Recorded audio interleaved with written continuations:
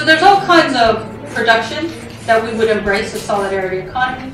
There's distribution and exchange, so local currencies, barter networks.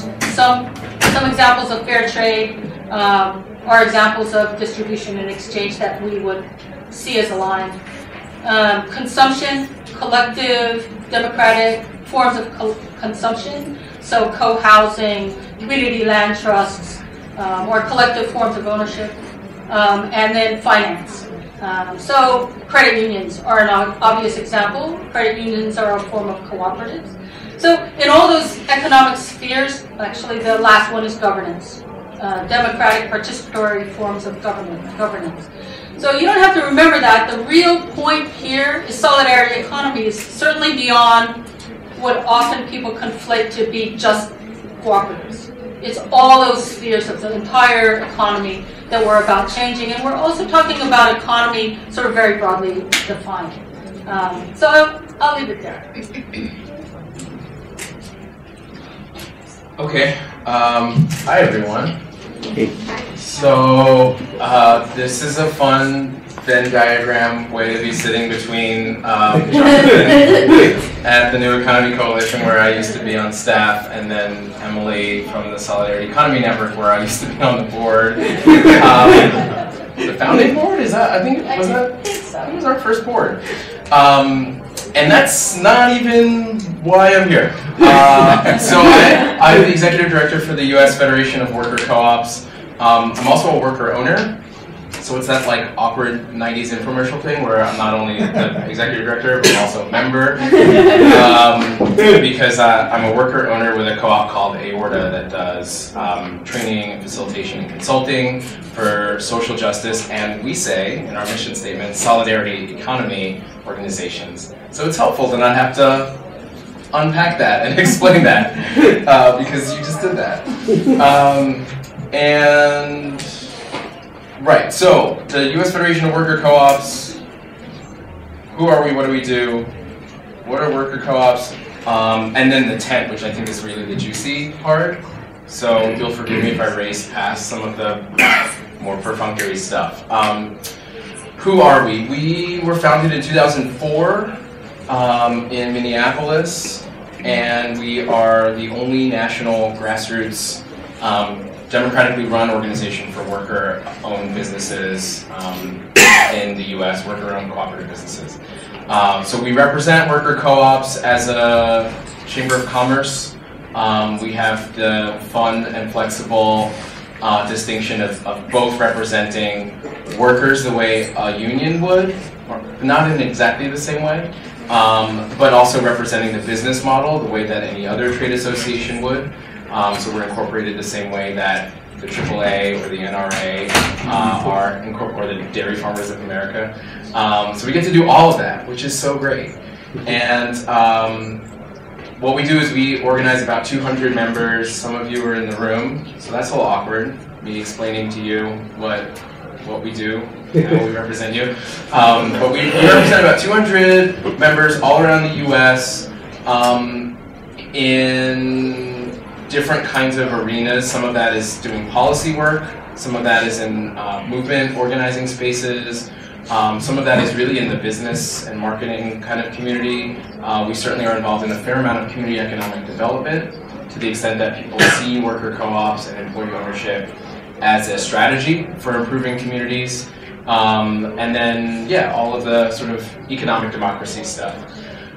We also liaise with our international partners, and so I think that's part of what I want to lift up of the work that SEN does as well, that we also are part of a very international community of worker cooperatives, and in fact we're sort of the runt of the litter, because a lot of the national worker co-op federations around the world are so much bigger than us, have so many more businesses, and have so much more power, including ministers of cooperatives and things like that, that liaise either with parliament or with their executive branch. And we're like so far from having that happen. But at the grassroots level, we're doing that. And that's what's really exciting about being here today and the work that we do in places like New England and all over the country. So I'm based in Philadelphia. We're headquartered in Oakland.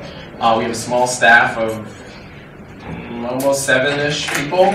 I say small now, and some of you were like, you used to be like 2 people. I know, it's been busy, we've been growing. And then we mobilize through our partnerships. We can talk about that in the TED conversation. We mobilize our members, we mobilize through partnerships, including with these guys, and many of you all, to advance and expand worker ownership, to grow and strengthen the businesses themselves, and advocate for the model. We also support the businesses by doing very direct things. So some of that is supporting the workers and supporting them with benefits. Like we have a vision plan that we just launched 3 weeks ago. I just got my card in the mail last week, so it's a real thing. We have a dental plan that we've been running for about a year or so. We just helped our first batch of members down in North Carolina get access to healthcare, which was really exciting.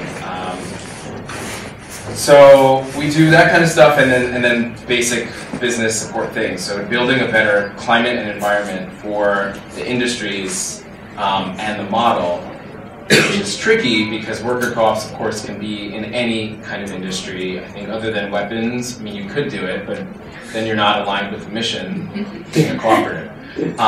So yeah, war, weapons, prisons, we don't do.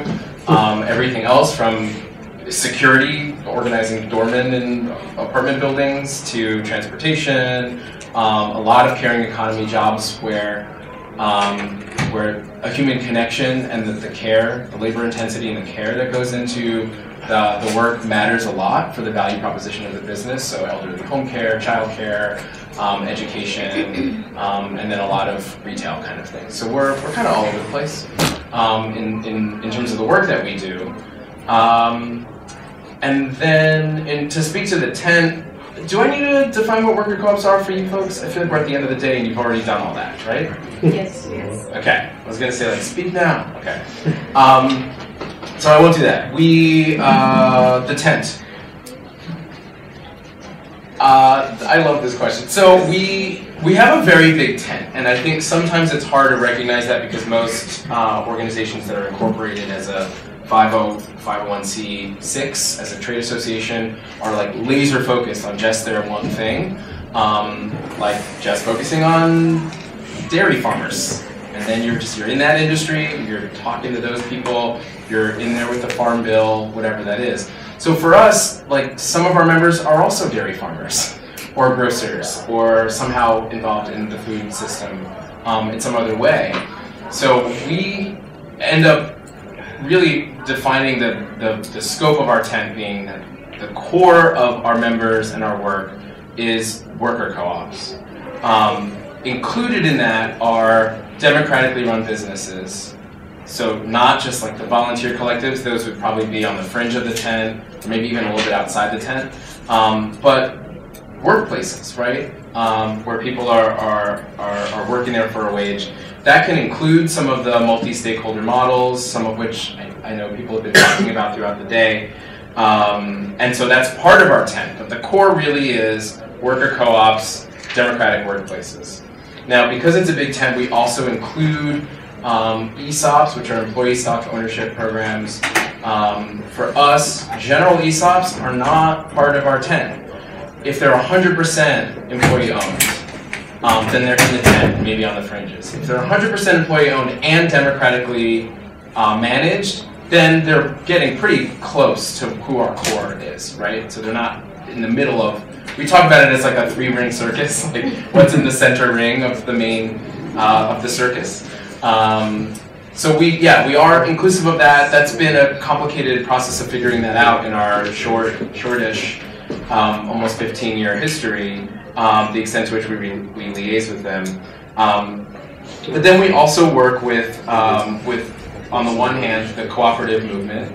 So not just worker co-ops, but all the different forms of consumer-owned cooperatives, including housing and credit unions, and also producer co-ops, especially in the Southeast U.S., supporting black farmers, African-American farmers throughout the Southeast, who are mostly involved in agricultural cooperatives. That's absolutely part of our work too. Working with all of the like impact investing, social finance stuff. That's part of our work because those are inputs as part of how we see, in terms of a theory of change, how we see us growing and changing the worker co-op economy. Our businesses aren't islands unto themselves. They're not these small startup projects like a chapter of Food Not Bombs or something where you don't need any inputs. These are like robust businesses that need investment and training, development, sometimes lobbying, and so we rely on a pretty broad ecosystem of folks involved in that. And in fact, that's how we use the term ecosystem. It's acknowledging the parallel to natural ecological systems and using the idea of biomimicry in business development for what communities should look like. So really, everyone that's involved in movements for social, racial, economic justice, migrant justice, queer liberation, anti-exploitation in a lot of different ways, that's all inside of our tent. Everything that is outside of that, that's outside of the tent entirely, is stuff that supports, I would say, the status quo of business as usual, of capitalism as it functions.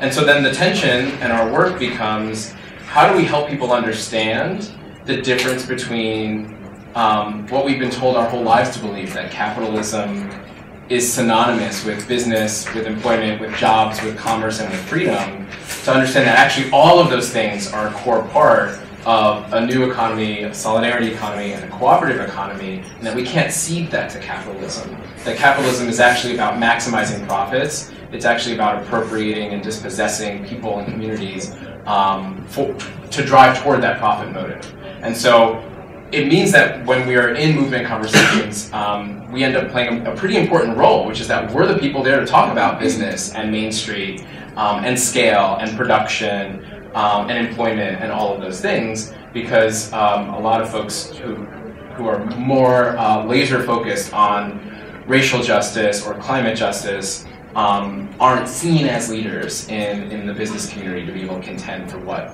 that future economy looks like. I think that's it. There's other stuff, social co-ops and multi-stakeholder co-ops, but I wrote loosely how I would define the tent, who's in, who's out, and what we do. Thank you. Hello. Yeah. Hey everybody, I'm Jonathan Rosenthal, New Economy Coalition. Briefly about myself. I've been in New Economy Coalition 2.5 years, and I spent probably 35 years in the fair trade, worker co-op, food justice movements, and increasingly over a period of many years, I would say 20 years, I kept trying to figure out why is fair trade going more and more low bar, mainstream, getting further away from talking about the issues that I think are critical to talk about, really unpacking power and history. And so after working as one person can do for many years, trying to figure out inroads in fair trade to do that, I left the fair trade world. During that journey of mine, I did co-found Equal Exchange, fair trade coffee, tea, chocolate, and other stuff world. I co-founded a fair trade banana company that's now part of Equal Exchange also, and did a lot of consulting work with worker co-ops, fair trade companies, farmer organizations all over the world. And what I found is that success in the current economy means being integrated and playing by the current rules. And that became increasingly unsatisfying for me. And so I went through a period of meditating every day, collecting unemployment, and figuring out, where do I go next? And so the answer became clear to me that I wanted to get back to where I started, which was the intersection of small is beautiful and systemic change. And so a couple answers came up for me. I was recruited for this job in the New Economy Coalition. I learned more about US SEN and some other groups and realized that's where I needed to be, that those are the people that were talking explicitly about capitalism, what works, what doesn't work, the health of the planet, unpacking the history of the US, colonialism, slavery, imperialism, as well as all the beautiful things that have happened here. So, New Economy Coalition started, depends how you count, about 6 years ago maybe, as a think tank around how do you take local economic ideas and bring them to scale. And that got switched pretty quickly into trying to build a coalition with a very broad tent with no boundaries. Just build a tent, see who's in, and it'll self-select, and we'll figure out a way forward. So we've now transitioned quite a bit from that kind of top-down model. We have a board that's majority member elected. We have 200 member organizations from around the US, a little bit in Canada. And basically we use a variety of tools to build collaboration, to build grassroots power. So who's in our tent? I would say we have built a culture internally that you could call anti-capitalist, post-capitalist, neo-socialist. You could use a lot of social and solidarity economy, deep. But on our public facing, we have not drawn that line. So the reality is that we're still in this transition from more top-down. So we're now much more grassroots up, but we have a kind of cat-dog dance that we do with that. And we work with a wide range of folks who are all working to create a more people and planet-friendly economy. And by economy, we mean communities and the well-being of communities. So that means economy that builds community wealth, that builds planet well-being, and that is restorative and healing, and not accumulating and extractive and destructive. So for most people on our board and staff, to be explicit to the question, there are very few capitalist enterprises that would fit, if that's where we're trying to draw a line, into that definition. But we are more about building collaboration, and so we work with people, our members, as well as people outside of our membership to achieve our goals. And I think ultimately most of our collaborations are with people that are in kind of the next concentric ring of values close to us. But increasingly over time, we're looking how do we get more targeted to build collaboration with people maybe that are further and further out. I don't think we're in active dialogue with Trump Enterprises or anything like that. But we do look to build collaboration across a variety of sectors and politics with different kinds of businesses, for example. If you look at who's active in our membership, like on a business level, it's primarily you folks, other folks that have already been part of USN. And so collaboration is really, I think, the simplest way to look at what we do. And I think over time, we went from, like I said, this very broad, diffuse kind of doing sprints from event to event. Now we have a series of programming.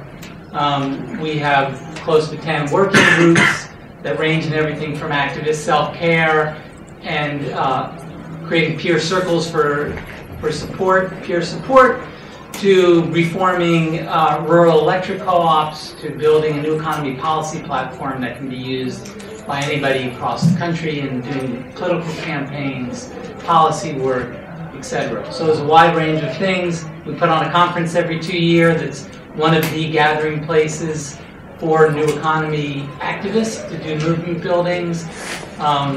We also have a re-granting program where we help youth and student groups and frontline community groups get more access to knowledge, wisdom, and power through the effective use of small grants up to $5,000. And the core of what we do really is communications work.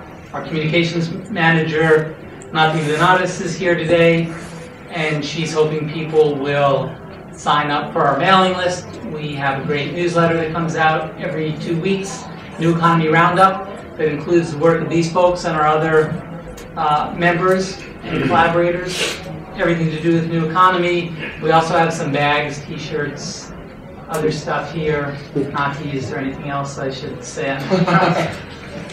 Excellent. So our tent is getting more specific, but it's still, I would say, pretty porous boundaries, and we don't see creating those boundaries for the collaboration work that we're building and the building of grassroots power as that essential right now. But we see over time the importance of that and really appreciate and look to collaborate, for example, with USN, who's set much clearer boundaries around kind of who's in and who's out, and what does that mean in terms of how we create the systemic change that we're, all of us here and all of you in the room, I think, are working to creating that change. So getting clear on what those different theories of change are and how we build closer collaboration, I think is an important part of what we see our work in with these folks and lots of other people around the US, Canada, and down the road around the world. My work historically, personally, has always been on a global level. So this has been a new thing to come and just focus in the US. There's so much for us to learn here from folks around the world where different political and social conditions mean that they're just way further along and have done a lot of cool innovation and experimentation in a way that hasn't been possible or just hasn't happened here in the US. So that for us we see is fertile turf for our work down the road.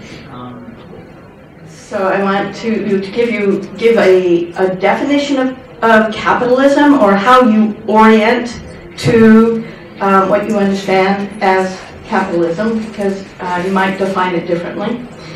And then how you are navigating the dominant economic system in order to build something new. So if you can give examples of some of that, the ways in which you are partnering or collaborating with people at the margins or even outside of the tent in order to grow the tent. Yeah, we can go in the same direction. Okay. I will, so I'll give the definition of capitalism that we use at the Center for Popular Economics, which I've been involved with for decades. We define capitalism as having 5 characteristics, and you need all 5. Not one alone won't do.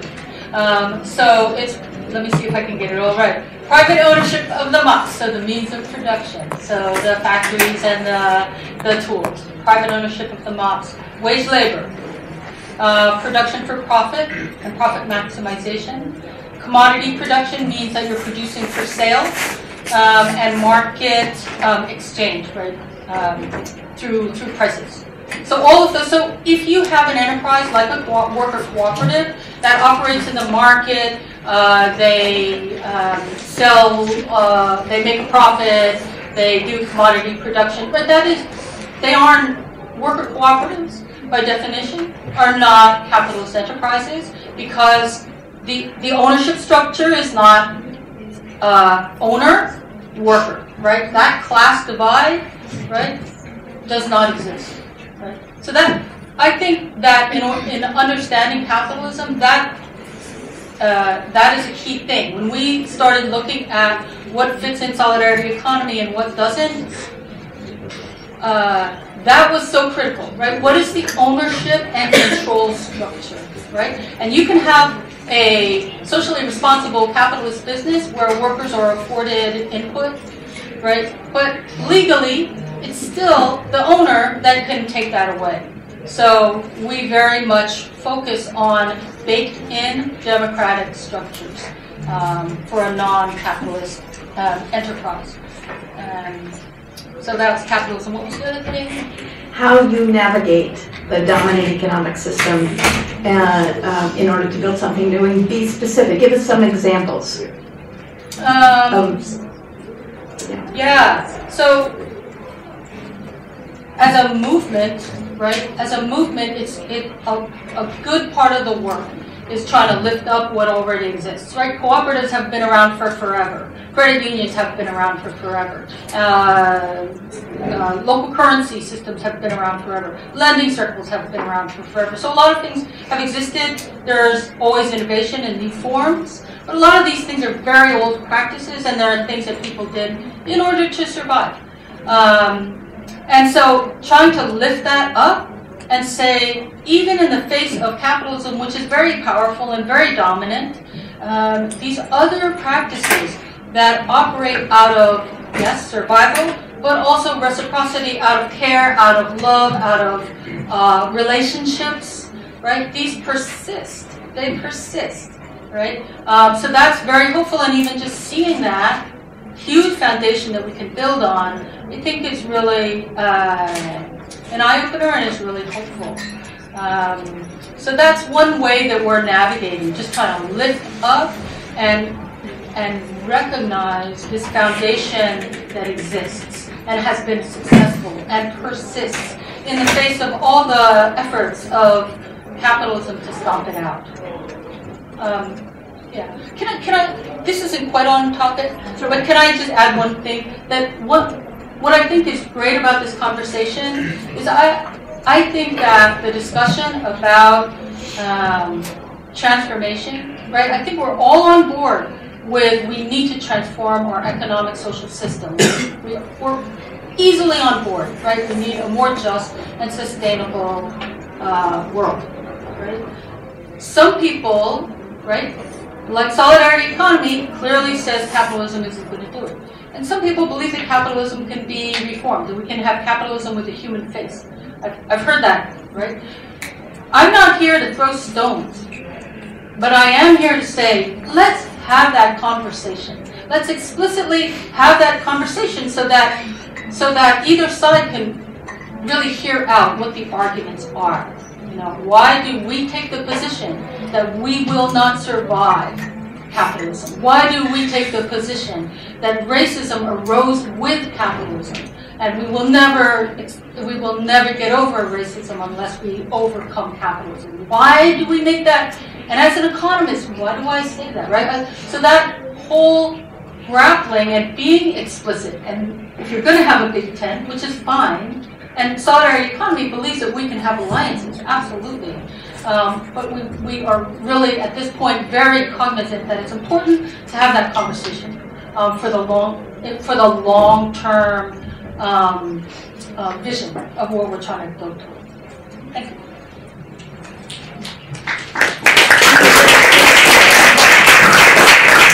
This is very interesting. I'm noticing.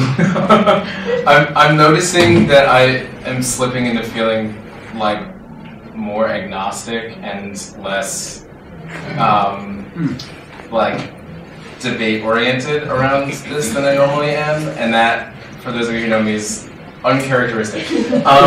So I already defined capitalism, not going there, and I agree with pretty much all of your definitions. So I don't know that I have much to add. What I would say that is, in terms of how we interface with it, that was the question, right? Yes, how you navigate it, yeah. and work with those even outside your tent in order to grow the tent. Totally. Okay. So a couple things. One is, I agree that fundamentally worker cooperatives are a post-capitalist business formation. And one that stewards and begins to plant seeds for a new level of civic engagement, where we can see democracy not just as a political thing that happens in a polling station or in the community, but inside of enterprises. So we're actually practicing economic democracy. And yet we actually fit pretty comfortably within capitalism.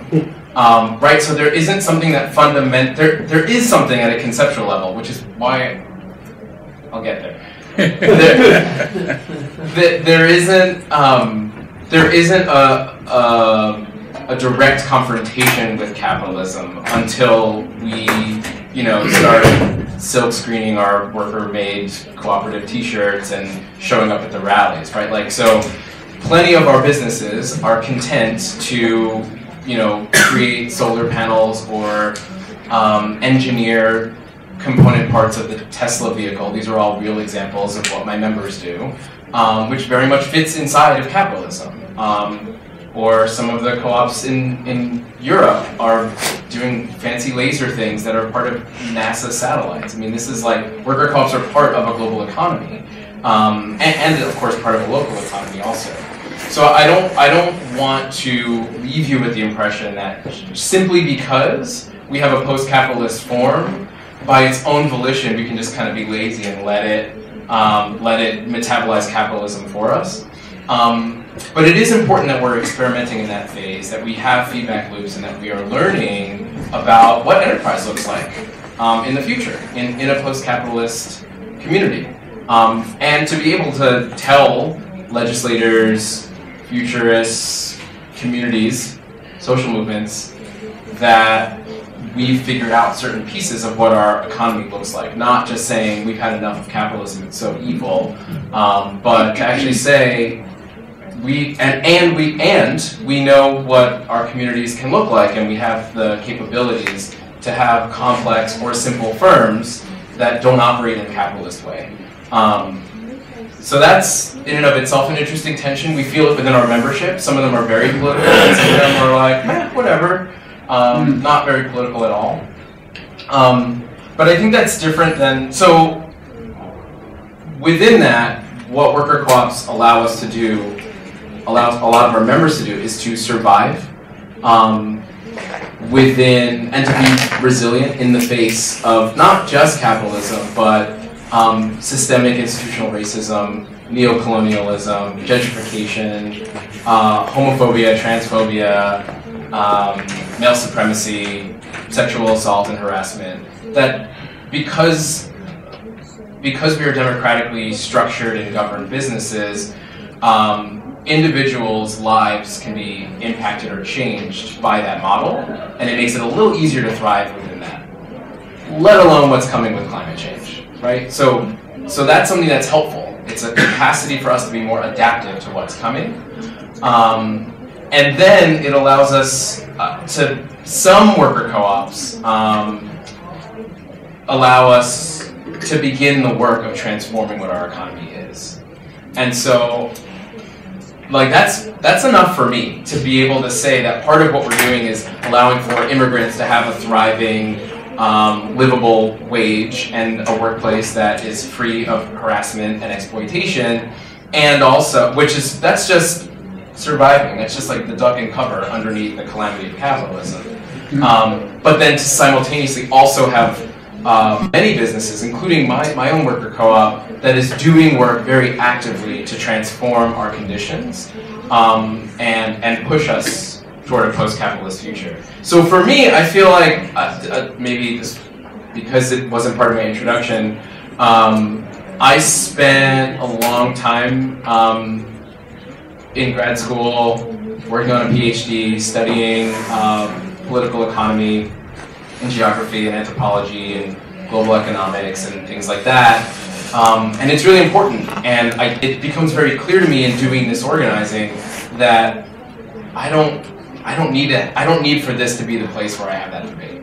So that's my tiny disagreement, I guess, a little bit. Like, I have like businesses that need to grow. We have like 500 worker co-ops in this country. What are we doing? Let's get to work. Let's like build. We have so much. We have capital that's like sitting around. We can mobilize it. We can invest it in projects. We have all these smart, brilliant movement people who have cool ideas and solutions, and they don't know how to monetize that. They don't know how to turn that into something that that can be a living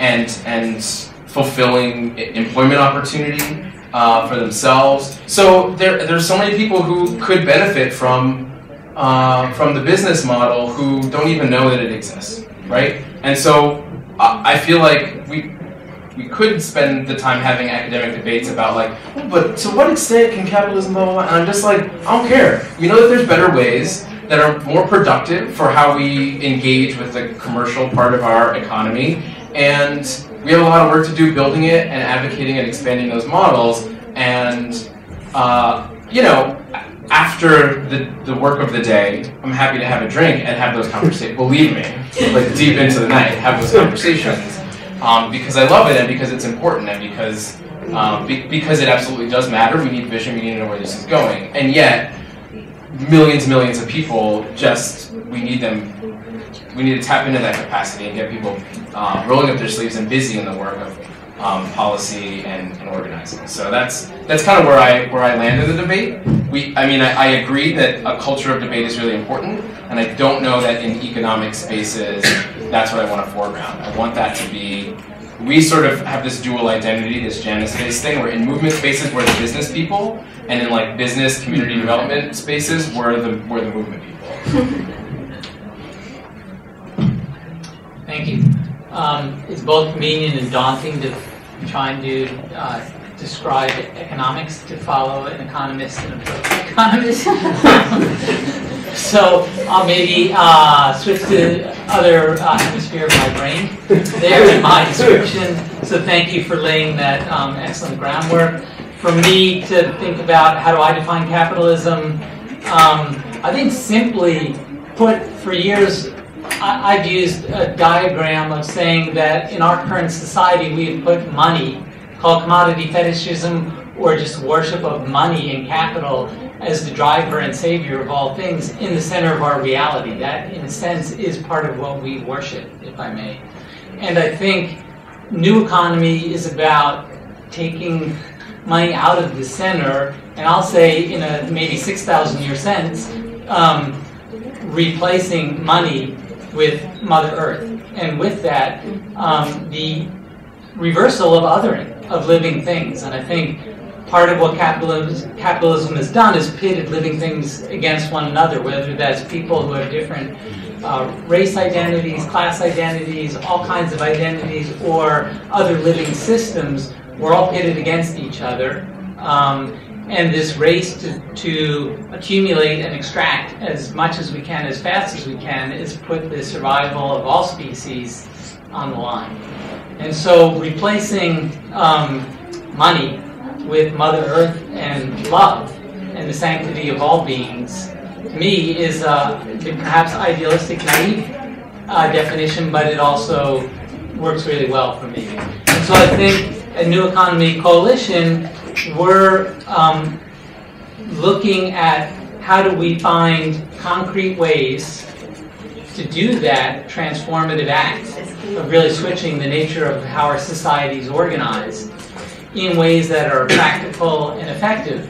And we deal with some great contradictions ourselves, such as how do we finance the work we do? Well, we rely on the extractive work that's been done before us, and people that have come to their senses enough to realize they have to use some of that accumulation to help fuel this transformation. And sometimes that's an uncomfortable and difficult act for them and for us to be engaged with them in. Maybe we're helping them assuage their guilt.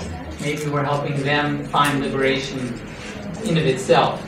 And so I think specifically cooperatives play a key part for us, worker co-ops, but also consumer co-ops. We have a working group now that's working on ways to take back control of rural electric co-ops.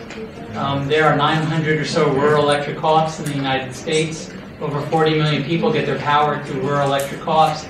Pretty much every one of those co-ops is really committed to coal, nukes, and having uninformed members. And their idea of green economy is handing out compact fluorescents, maybe LEDs, the cutting edge ones, on Members Day. But that's it. And so we've been able to bring together groups across the country to get a grant, hire a cartographer using GIS mapping technology to be able to identify the overlap in members of rural electric co-ops and progressive organizations, particularly ones that are members of New Economy Coalition. So it's an incredible organizing tool. If you can imagine, you can identify the exact people who are the progressive members of rural electric co-ops and active in green and solidarity organizations. It gives you an incredible organizing tool to then begin to organize and shift the politic of those groups. So we look for those opportunities where collaboration makes something possible that individually none of our members could have gotten that grant. We wouldn't have had the diverse set of actors to look at these different ways to use the mapping technology. Just being part of this network enables that all to come together. That's kind of the gold standard of when collaboration is really clear. We can deliver something that they couldn't get on their own. Policy platform is another area of bringing members together to create something that has wide use, and we're being asked more and more by political campaigns, by policy folks at a municipal level, don't you have something that we can just draw on that's kind of ready, formed, and boilerplate? So that's all driven by our members. We're doing that in the communications front. Some of the concrete things we do, we have a thing called the New Economy Reporting Project, NERP. And so we had our first class of fellows, we'll have our second one this year, and we give journalists a small stipend. We draw on our membership and 2 organizations we're collaborating with to deliver trainings through webinars and some in-person trainings to help them understand what the new economy is. In exchange, they produce pieces in whatever their medium is about what's really happening in the new economy. So it's all about making it more real to people and driving the conversation to the mainstream. There's very little conversation about forms of ownership, that are on Fox News or NPR or anywhere else. There's some little cracks. But solidarity economy, new economy, worker ownership, none of those are household words. None of those really are part of our national political dialogue, even though we're hearing things like 63% of millennials don't think capitalism is working for them or our country. There's a gap there, and so that's part of our work, is to try and close that gap and bring the ideas and support the media and our members to raise those ideas to the national level. And so that requires training and getting better at understanding how do you do storytelling, what are the tools and the actual stories that can catch the attention of people that agree with us on a value level and people that don't agree with us on a value level. Thank you all so much. We have so little, we're over time. Actually, I have so many questions and so many thoughts. We do have an after party, so we'll have a little bit of opportunity to pursue the conversation. It's just opened up. And I'm reminded of our keynote by Beautiful Solutions. When you get to know somebody, you can't hate them, but I want to sort of expand that. So when you are engaging in conversation with somebody or part of an activity system with others who are doing things differently or see the world differently, if you're part of the same activity system, it's changing you. So for us, it's like, it's not just, well, who are we and how do we get real super navel-gazing about the purest form of whatever. It's like, if we're dealing with the most complex, planet-spanning economic system we've ever seen, you're gonna have to tussle with it in order to, right? So how do you use that as a lever for shifting what our economy is? So we talk to all kinds of traditional labor, capitalists, the government at all different levels. We talk to senators. We do that work because it's a theory of change. That's how we get to post-capitalism. Thank you.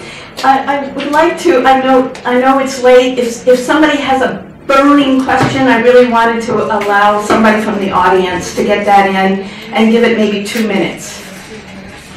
Otherwise, we can pursue this at the after party. I would just request if you're somebody that is always the first to jump up and ask the question, we know who we are that do that. One of them. Please just take a deep breath and maybe let somebody that doesn't typically step forward ask the question. So, for those of us in the audience who aren't in cooperatives, how would you three recommend that we get involved and contribute to the movement and to your organizations in some other way? I gotcha. All right. So thing one, being connected is really important. We all have newsletters, so staying informed. We're easy to find on social media. We lift one another up.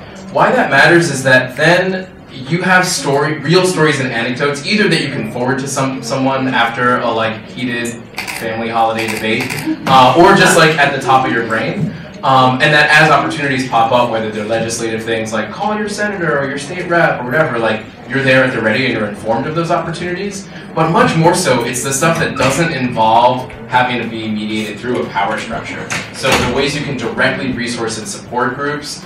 I know we have a sustainer program for the U.S. Federation of Worker Co-ops. People sign up, make a monthly donation. It's pretty easy and straightforward, and it allows us to redirect those resources to whatever is most needed at that moment, which could be our sanctuary, workplaces, immigrant organizing. That could be a legislative thing, mobilizing our folks to get to Albany or to Boston, whatever. And sometimes it's some of this R&D stuff, working with freelancers, launching platform cooperatives. So those things are really helpful. And I think just finding opportunities to spread the word in your own community, maybe within the business community, about the about the model. You know, if you know people who are retiring, there's something like 300,000 baby boomer age business owners who are retiring every year in the United States.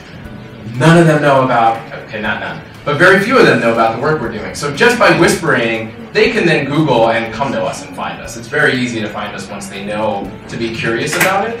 So the more that you can just, at a light level, spread the word in those kinds of mechanisms, just word of mouth, on the street, or whatever platform you have, depending on what your work is, or in your church group, or whatever, that's always super duper helpful.